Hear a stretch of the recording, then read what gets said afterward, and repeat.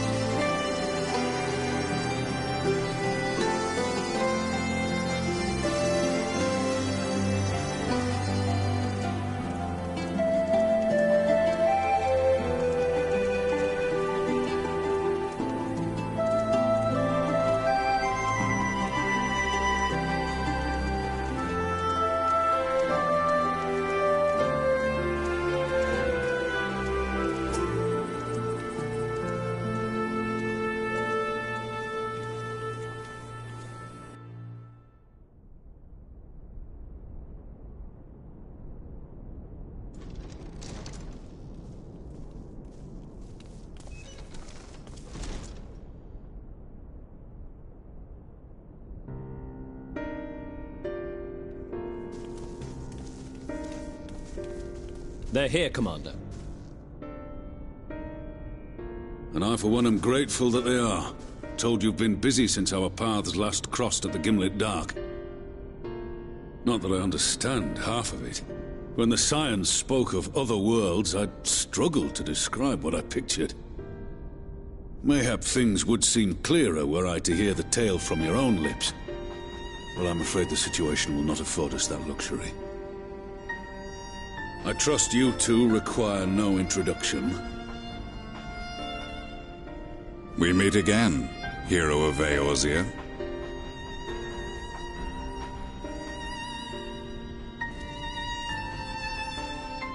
Must we repeat this ridiculous display? I pose no threat to you, though what I come to warn you of very well might. Had he meant to do us harm, I hazard he would have kept to the shadows, and brought more than 2 companions.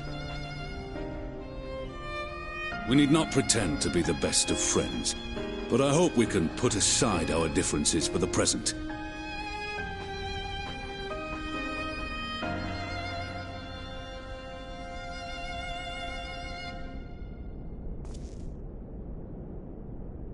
As you are doubtless aware, Sir Estinian and I cooperated to rid the world of Black Rose in your absence.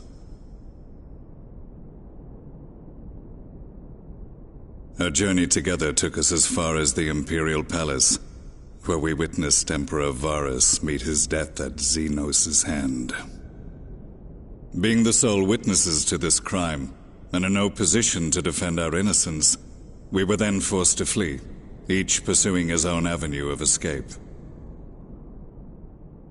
When we were later reunited, Estinian claimed to have encountered an unfamiliar kind of machina during his flight, but to me his description seemed anything but, and upon further investigation I found that I was right.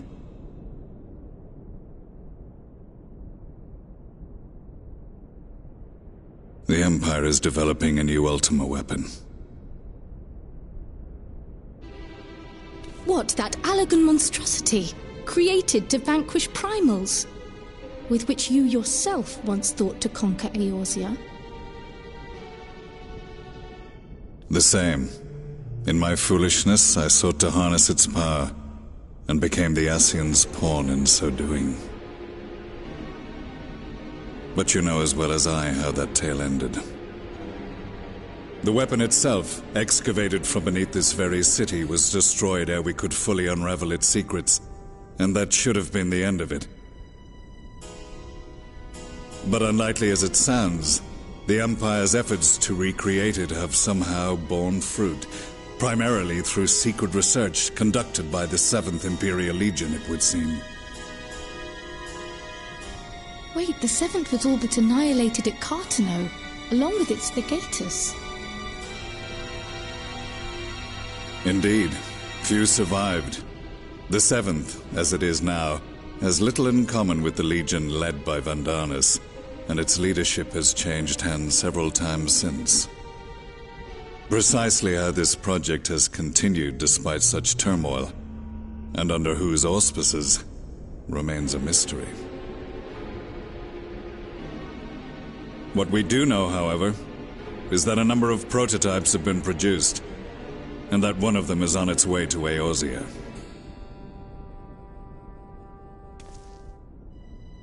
We attempted to stop it, but it was all we could do to slow its progress, so we resolved instead to bring you warning. And right glad are we that you did, though it soundly dashed our hopes that tensions might ease at last. As it is, we've begun to strengthen our presence in the Gimlet Dark, and are assembling a force to meet the coming threat. A force with you in its vanguard, I hope. Before you say anything, I know full well you have pressing concerns of your own. Your comrades remain in peril, and I would not ask you to forsake them. But the fact remains that you, and you alone, have faced the Ultima weapon, and emerged victorious. We need you. And so, when the time comes, if your comrades can spare you, I bid you lend us your strength. I've assigned an officer to await your word.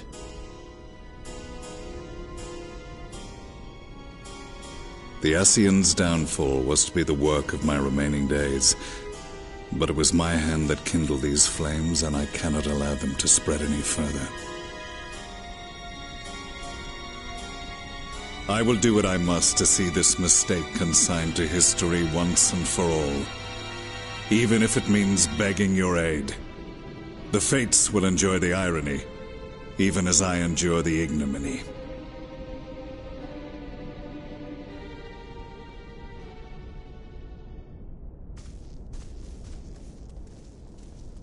I too shall make for the border and offer my skills, meagre though they seem in such company. Mayhap we shall meet there anon.